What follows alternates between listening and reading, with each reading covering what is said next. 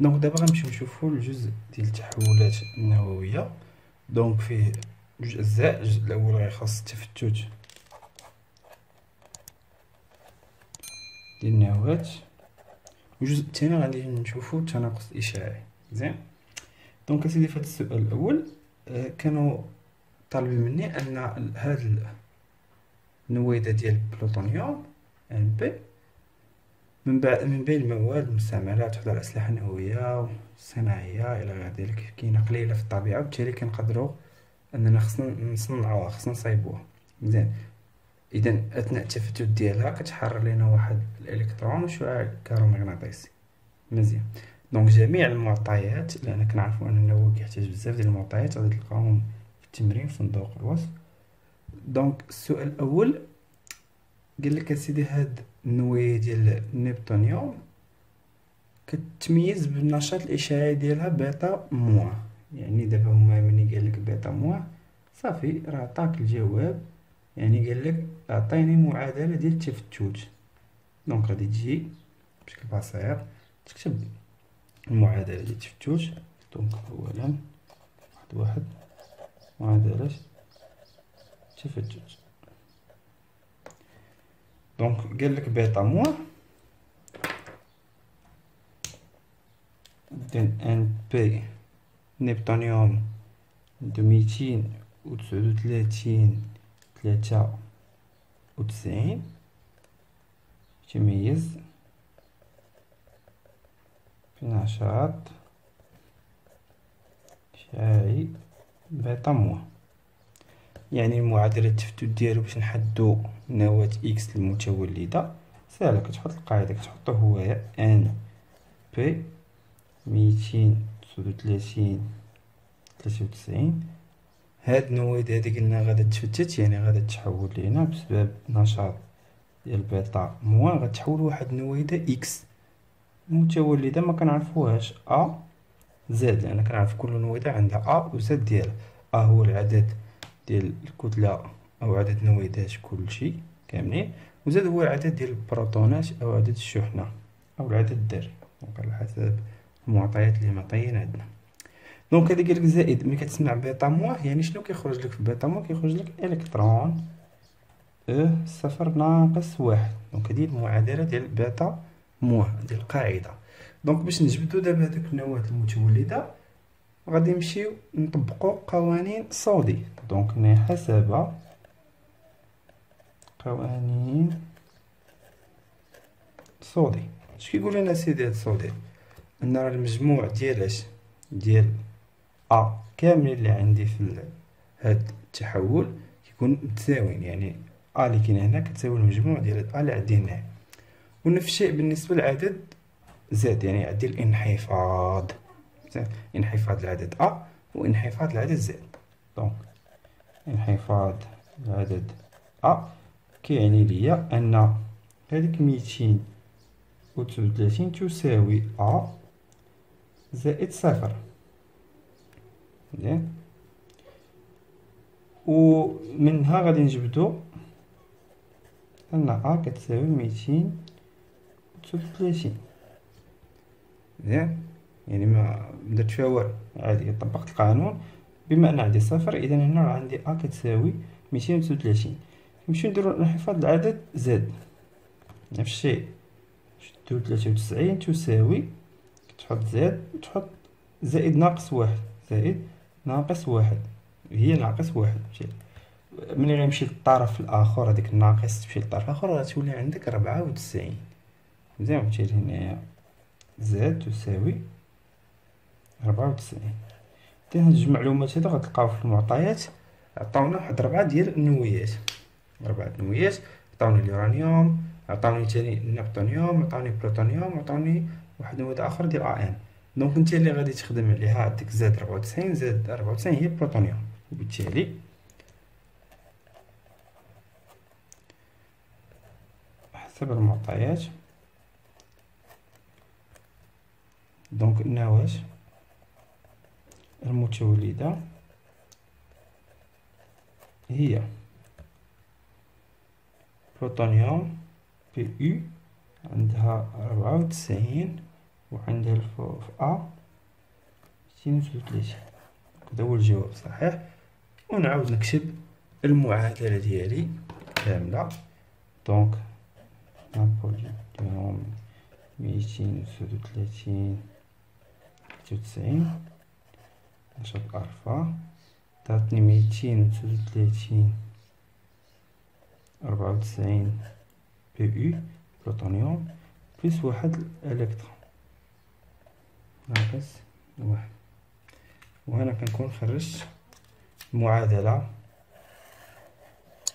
ديال التفتت. مزيان. دونك من بعد شنو طلبوا مني؟ أنا نحدد بالوحدة ديال الماف القيمة ديال الطاقة المحررة إنرجي ليبيري عند التفتت ديال نواة البلوتونيوم. مزيان. دونك هنايا النواة ديال البلوتونيوم من تفتات خرجت ليا واحد الطاقة. دونك هاد الطاقة هادي إلا بغيتي تحسبها راه غتستعمل العلاقة ديال الطاقة.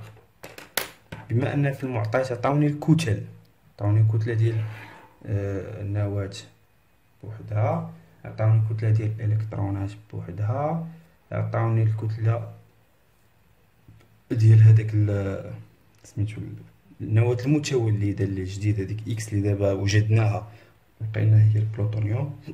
يعني عطاوني قاع هاد العناصر كلهم، وبالتالي غادي ندير القاعدة ديالي بشكل بسيط جدا ونعاود ونحسب. دونك السؤال الثاني حساب طاقة.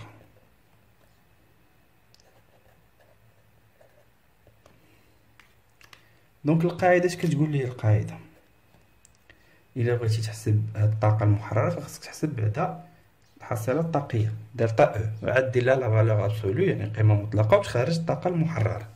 وبالتالي هنايا دونك دلتا أو اش كتساوي؟ عندي هي دلتا ام سي او كاري اللي كتساوي دلتا ام. كنعرفو هنايا أن خصني نشد كتلة ديال اش؟ ديال النواتج ونقص منها كتلة المتفاعلات. ماشي دلتا ام اللي هو نقص الكتالي. النقص الكتالي هذيك اللي بغيت تحسب الطاقة ديال الربط ديال هذيك النويدة، ماشي الطاقة المحررة، طاقة الربط. إلا بغيتي طاقة الربط هدا دونك خاصك تحسب المكونات ديال هذيك النوية. أما دابا لا، حنا كنحسبو في الطاقة يعني الحصيلة ديالي، يعني هاد التفتت هذا اللي قدامي، هاد النواتج وهاد المتفاعلات. دونك هي قلنا ام ديال النواتج ناقص ام متفاعلات نضربها في السي او كاري. يعني النواتج هي الكتلة ديال اش؟ ديال هذاك البروتونيوم الجديدة، النواتج هذيك اكس اللي ديجا عاطينها لي في المعطيات، غتلقاو هادشي كاين في المعطيات. دونك يعني الكتلة ديال بروتونيوم زائد الكتلة ديال هذاك الالكترون حتى هي غادي تلقاوها عندكم في المعطيات، ونقصو منها الكتلة ديال المتفاعلات اللي هو النيبتونيوم. دونك الكتلة ديال ام بي هو 237 93 ام بي، وهادشي كامل مضروب في السي او كاري. دونك هاد القاعدة هادي هي اللي غادي دابا نمشي نعوض كل وحدة بالقيمة ديالها ونخرج الكالكول ديالي. دونك في المعطيات غادي تلقاو هاد الكتل هادو بالوحدة U. دونك يكفي انني فقط نضرب في 931.5 باش تخرج لي بالماف باغ سي او كاري وتختزل لي السي او كاري من السي او كاري وتبقى لي غير الماف. دونك كنظن هادي معروفة عندنا في التحويل وتهي راه عندكم في المعطيات. مزيان. دونك دلتا او كتساوي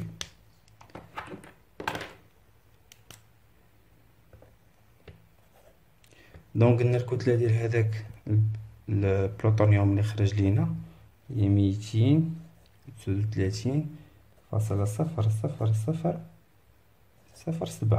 دونك كاين 4 الأصفار. دونك خصنا نردو البال وخصنا نكتبوهم كاملين زعما من في المحور ديال النووي ديما كناخدو 5 أرقام ورا الفاصلة باش كيتعطى لينا الحساب بشكل جيد. دونك هادي غادي نزيدو عليها شنو قلنا، الكتلة ديال الإلكترونات اللي هي غتلقاها في المعطيات اللي هي 0.000355. دونك هادو بجوجهم ناقص الكتلة ديال النبطونيوم اللي تفاعلات اللي هي المتفاعل اللي كتساوي 239.00063. مزيان، هادشي كامل نضرب قلنا في السي او كاري اللي غادي نخليها في الاخر، ونضرب هادشي فاش في 931.5 باش نقدر نختزل بها. مزيان، دونك هنايا ملي غادي نحسبو هادشي كامل انا غندير هنا باش تختزل.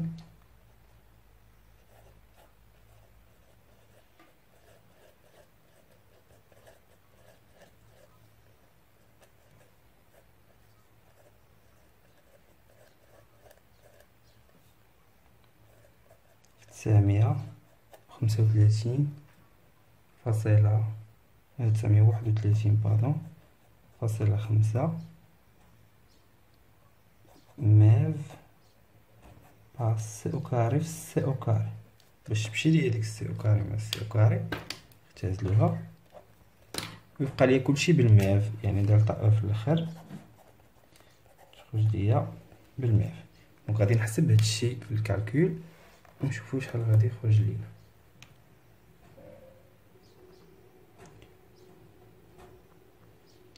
دونك عندي 239.007. هنايا نسيت واحد الصفر.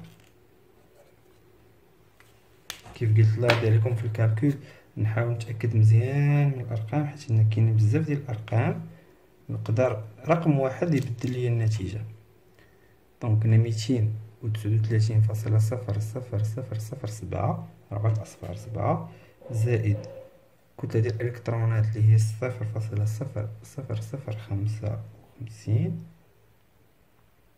دونك هادشي نقصو منو 239.00063. وهادشي كامل نضربوه في 931.5.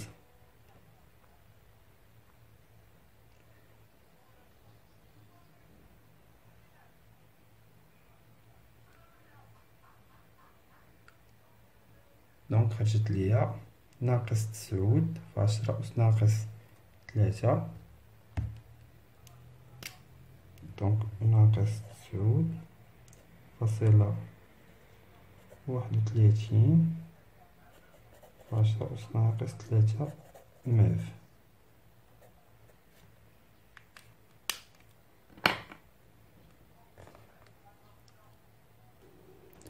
دونك هنا الطاقة المحررة دونك او ليبري هي لا فالور ابسولو ديال دلتا او، يعني هي 9.31 في 10 أس ناقص 3 ميف. دونك انا جبت طاقة محررة. من بعد غنمشيو ندوزو ثانيا لتطبيق قانون تناقص الإشعاعي.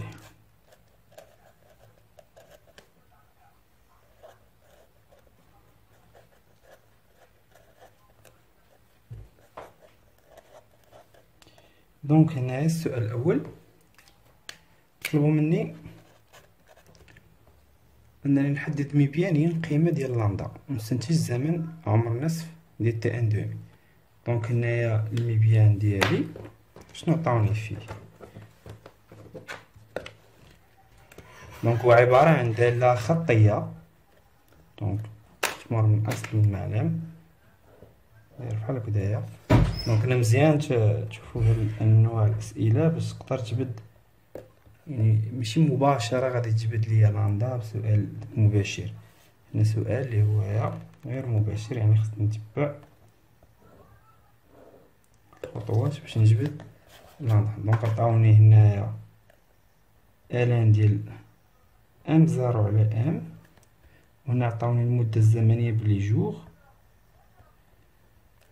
مزيان، عطاوني هنايا 0.4 0.8. باش نديرو اسقاطات مزيان، دونك ندير 0.1 0.2 مزيان. دونك هنايا هاد الدالة هادي كيف قلنا راه عبارة عن دالة خطية. دونك هنا المعامل الموجه ديالها هو اللي غادي يحكم عليا قبل من هادشي. دونك انت باش تجبد لامدا وهنا عاطيناك الكتلة، اذا انت كتعرف القانون التناقص الاشعاعي اش كيقولك. دونك هنايا تحديد لامدا، دونك لدينا اش عندنا؟ قانون التناقص الاشعاعي هو ان دو تيش كيساوي ان زيرو ليكسبونسيون موان لامدا دي. راه هي فين كاينه لامدا اللي كتقلب عليها دابا نتايا، واخا، ولكن هنا المعطيات اللي عندي ما عنديش ان، عطاوني كتله. اذا خصني نتذكر ان كميه الماده كتساوي الكتله الموليه، وكتساوي ان عدد الجزيئات او الجسيمات اللي غادي نخدموا عليهم مقسوم على ثابته افوغادو. اذا خصني دابا انا نلقى العلاقه اللي غادي نخدم بها ونقدر نستغل بها هاد المنحنى اللي قدامي. دونك من هاد العلاقه ديال الكيمياء اللي كنعرفو غادي نجبد ان بدلاله الكتله. يعني دابا بغيتي الكتله، هاي ان تساوي شنو؟ ان كتساوي لك الكتله مضروبه في ان ثابته افوغادو على الكتله الموليه، ياك ولا كانت قسمه ولا الضرب وخرجت هادي مزيان. دونك هادي هي ان. اذا الا بغيتي ان زيرو راه هي ان زيرو مضروبه في ان ا على ان. دونك هادو هما جوج ديال التعابير اللي غنعوضهم في قانون التناقص الاشعاعي باش نقدر نخدم به بدلاله الكتله. حيت كاين بدلاله الكتله، كاين نفس الطريقه نخرج بها دلاله الحجم، نقدر نخرج بكميه الماده. دونك بيان سور على حسب المعطيات ديال التمرين. دونك رجع معايا دابا هنايا شنو غادي تولي عندي؟ غيولي عندي ام ان ا على ام كبيره كتساوي ليا ان زيرو. هاد ان عوضتها بهاد الكتابه، وهاد ان زيرو غنعوضها بهاد الكتابه، يعني ام زيرو ان ا على ام كبيره في ليكسبونسيون موان لامدا تي. دونك كتلاحظوا عندي هاد لو تيرم معاود جوج مرات غادي نختزلو، ومنه شنو غيولي عندك؟ غتولي عندك سيدي ام كتساوي ام زيرو ليكسبونسيون موان لامدا تي. دونك هذا هو التعبير ديال قانون التناقص الاشعاعي بدلاله الكتله مزيان. اذا انت باش تجبد منه لامدا غتشدو هاد الكتله البدئيه ام زيرو اللي هي عباره عن ضرب ونديوها للطرف الاخر تولي قسمه. دونك غتولي عندي ام على ام زيرو كتساوي ليكسبونسيون موان لامدا تي. كيف كتلاحظوا ان الا بغينا نتخلص من الاكسبونونسيال ونجبدو هذيك اللامدا راه خصنا ندخل الالان. دونك يولي عندي الالان ديال الكتله على الكتله البدئيه كيساوي ليا موان لامدا تي، وانت باغي تجبد لامدا. اذا هو داك الناقص غنديوه للطرف الاخر غادي تقلب لك الالان، يعني غيولي عندك لامدا تي تتساوي لك الان ديال ام زيرو على ام.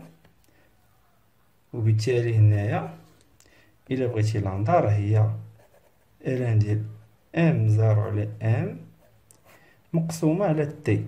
الا لاحظتوا معايا هادي راه حتى هي بحال معامل موجه اللي عندك هنا، حيت الا شتي هنا المعامل الموجه ندير هذاك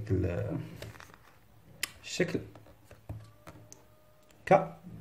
الا بغيتي تجبد هنايا كا شا راه هي الالان ديال ام زيرو على ام مقسومه على تي، تاخذ جوج نقطتين من الشكل. اذا هنا انا وصلت ليها، وصلت الى لامدا كتساوي الالان ديال ام زيرو على ام على تي. وبالتالي غنمشي ناخذ جوج نقطتين، لان بما ان الداله خطيه فقط نقتصر على جوج نقطتين لان كاين عندي الزيرو مزيان. ونحسب ممارستي لامدا اللي الوحده ديالها في النظام العالمي سكوند موان زان، ولكن هنا غتخرج ليا جوغ موان زان لان الزمن عندي بالجوغ. وبامكانك تحولها، ولكن ما غاديش نحول. علاش؟ لان في السؤال الموالي غنبغي بالسنوات وغنكون غير زدت على راسي في الخدمه. دونك ما علينا، يعني في تمارين اخرى بغيت تحول حول، ولا كانوا تاني بزين على كيلك بالسيكوند موزا راه غتخرجها بالسيكوند موزا. اذا هنا التطبيق العددي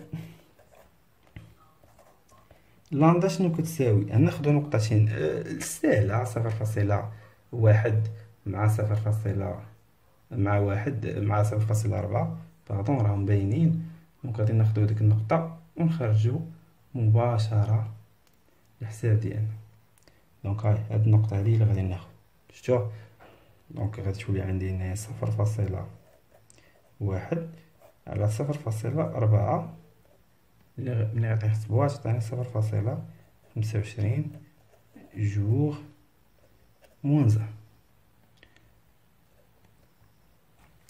وهنا دابا قدرت نجبد لاندا ديالي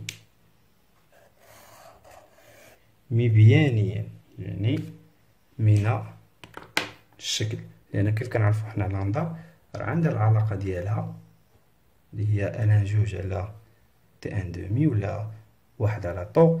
ولكن هاد جوج علاقات اللي كنعرفو حنا ما قدرناش نخدمو بهم هنايا، لانني ما عنديش ديك المعطيات ديالهم، و اون بلوس بغاوها مبيانيا. اذا خصني نستغل هاد الشكل هذا، واستغليت هاد المعطيات بانني رديتها على شكل داله خطيه. مزيان، دابا نستنتجو سيدي تي ان دومي، لان دابا صافي عندي القاعده ديالي، ومنه بغيتي تي ان دومي راه هي الان جوج على لاندا. تطبيق عددي الان جوج على 0.25. قلت لكم ملي بغيت تحولها سكوند راه تحولها، ولكن انا غنخلي تي ان دومي بالجوغ. مزيان، اذا نحسبو هادي شوفو شحال تعطينا في الكالكول. دونك الان جوج مقسومة على 0.25 تعطيني 2.77، يعني جوغ. 2.77 جوغ. وهنا خرجت السؤال ديالي.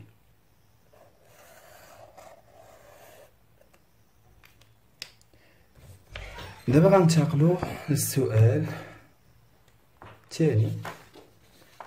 هو مطلوب مني انني نحدد بالسنوات اللحظه ديال تي التي تكون فيها كتله العينه المتبقيه هي 100. دابا انا تاني هذاك المعطى اللي بغاوني ديال الكتله خصني نستغلو تاني من الشكل. دونك جوج تحديد لحظة تي. دونك انا اللي بغيت تحدد لحظة تي خصك تستغل المعطيات. المعطيات اللي عطاوني واحد المعطى مهم لدينا، قالك اسيدي ام تتساوي شحال؟ ام زيرو على 100، يعني لو رابور ديال ام 0 sur 1 égale 100. يعني هنايا عندي ام 0 على ام، يعني كنضرب ولات قسمة واش كتساوي 100. اذا انا غنستغل هذا لان عندي المعطيات في الشكل ديال الان هو الان ديال ام 0 على ام، يعني ام 0 على ان عندي صافي، يعني ندير الان ديال هذا غيعطيني الان ديال 100 ونخرج مع راساتي. يعني دابا انا وصلت لهذه. وشنو ونعلم ان العلاقة قلنا اللي بدينا بها شنو هي؟ أن لقينا بالكتلة ام كتساوي ام زيرو ليكسبونسيال موان لاندا تي. دونك تي اللحظة اللي كتبحث لها هي هادي. دونك غادي تعوض، غتولي عندك ام زيرو نفس الخدمة اللي درنا قبيلة تساوي ليكسبونسيال موان لاندا تي، ياك ولا لا؟ هادي ديجا خدمناها قبيلة. غندخلو الالان. دونك يولي عندي الالان ديال ام على ام زيرو كيساوي لي موان لاندا تي، وندي تاني هديك الناقص نديها الطرف الاخر باش يتقلب لي الالان، وغيولي عندي لاندا تي اش كيساوي الالان ديال ام زيرو على ام. وانايا ام زيرو على ام راه كتساوي 100، وبالتالي هنايا غيولي عندي لاندا تي ديال الان، هاد لو تيرم هذا كامل ام زيرو على ام راه كيساوي 100، دونك غيولي عندي الان ديال 100. شتي ونجبد تي، اذا تي كتساوي الان ديال 100 مقسوم على لاندا اللي يلاه خرجتها. غير هي ديك لاندا اللي خرجتي راك خرجتيها باش خرجتيها بالايام، دونك الا بغيت تحولها للاعوام دونك خاصك تقسمها على 365.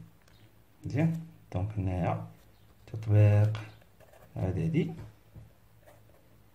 تي كتساوي الان ديال 100، ونشدو هاديك اللاندا اللي ديجا خرجناها في السؤال اللي قبل 0.25، وبما انها هي باش بالايام وانت باغي تحولها الى اش، الى السنوات، دونك قلنا غادي نقسموها 365 يوم. مزيان، دونك هادي غنحسبوها في الكالكول ونشوفو شحال عندي اللحظة ديال تي باش تخرجي بأعوام كما قلنا ضروري. دونك عندنا الان ديال 100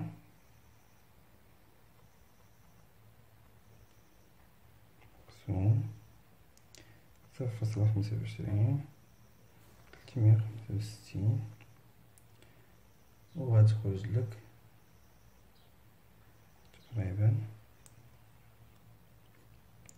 دونك هادي غتخرج لينا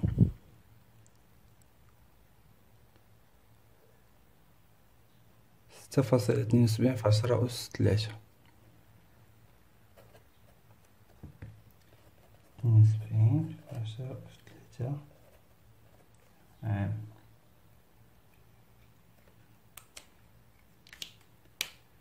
وهكذا كنكون انتهيت من جزء ديال النووي، وغنتقلو دابا للجزء ديال الكهرباء.